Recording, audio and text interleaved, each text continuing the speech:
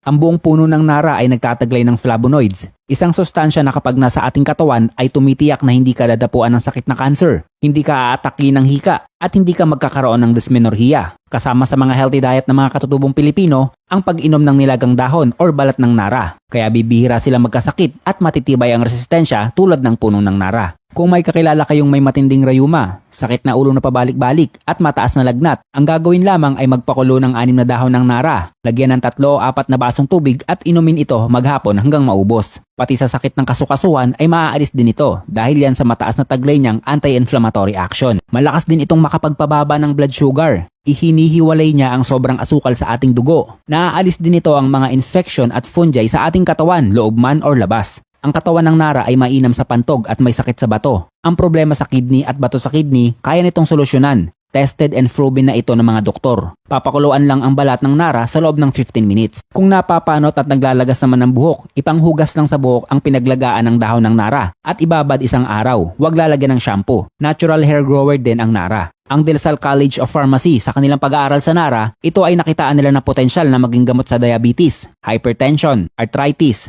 asthma, cancer, at marami pang sakit. Napakadali lang naman maghanap ng nara. Pero kung wala kayong makuhanan, mag-iiwan ako ng link sa comment section. Pwede kayong bumili doon ng nara capsule. At yan ay 1 minutong dagdag kaalaman, kaning sa isang magsasaka.